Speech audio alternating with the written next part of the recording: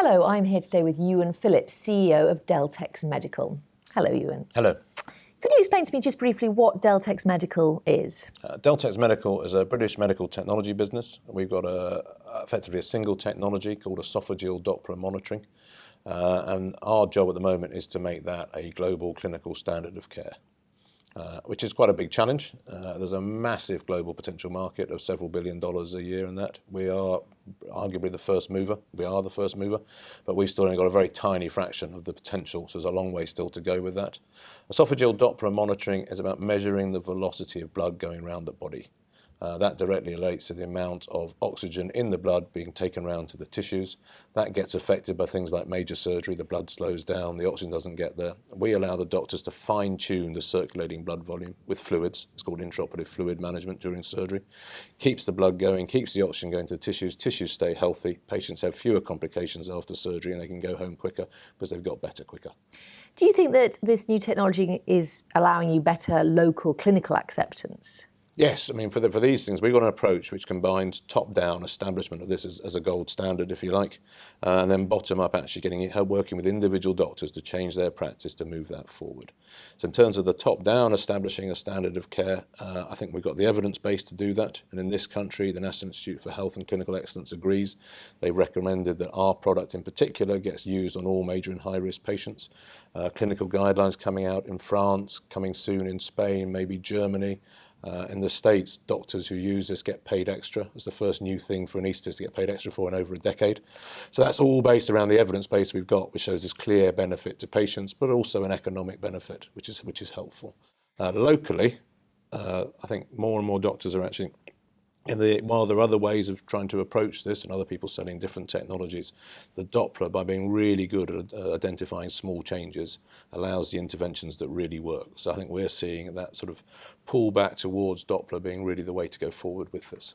So why don't you think the sales to the NHS are any higher than they are? Sales to the NHS have been slow. But within the being slow, we've been growing at 20-25% a year for a decade, which probably makes us the fastest growing new medical technology over that period in the NHS, which has never been particularly good at innovation. They're trying to get a lot better. So there was a big report called Innovation, Health and Wealth a couple of years ago, which is how to get the NHS doing things better and help to contribute to the growth of the economy, but helping companies like ours with smart technologies grow quicker. As part of that, our technology is one of 6 high-impact innovations the NHS is trying to implement at pace and scale. It's not pace and scale in sort of Apple, Amazon type of terminology, but within the medical profession, the targets are, at the start with, are quite modest, but they're actually quite ambitious for the people who are a long way behind. So I think we will see over the next 2 or 3 years continued good solid growth off a pretty strong base. We're generating a lot of cash in the UK as it is. So that's the UK covered, and you've mentioned France and Spain. What about the US market? In terms of clinical acceptance of the need to do fluid management better, the States is some way behind Europe and the UK, as much as 10 years maybe. But that's starting to change quite quickly. In pockets, we've got probably our best adopted, best penetrated accounts are in the States. We've got a model there that we know that works. Once you've got a certain level of clinical acceptance, we put our clinical educators, trainers in there and really drive through a change management program, which improves outcomes for patients, saves the hospital money, everyone's happy. That works. It's a question now of recruiting more hospitals to do the same thing with. We're doing that. We've just announced a third one onto that program. We've got a few more in the pipeline coming through in the next weeks and months. And from then that is really, when it's ready, is spreading it out there to the whole mass of America. So talking about the whole mass of America, when do you predict sales in America starting to take off? I think probably 2 to 2.5 years from now. At the moment, definitely in small town America, in the average hospital, they would just look at you blankly if you talked about what we're trying to do, but that's changing quite quickly.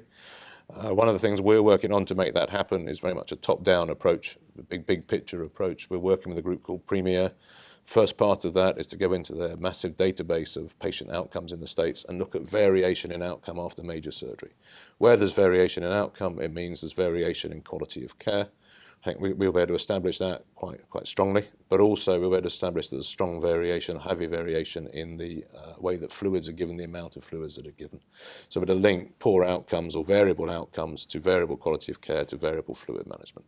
That means I think we'll get the question, or the problem to which we've got the solution will get more widely established. So that's exciting. The first part of that will become publicly available in December in a major clinical meeting in New York, about the 15th, 16th of December. After that, we can start to really talk about that and start to push things forward more quickly. Well, all the very best with that, Ewan. And if you'd like any more information, please do visit the Edison website.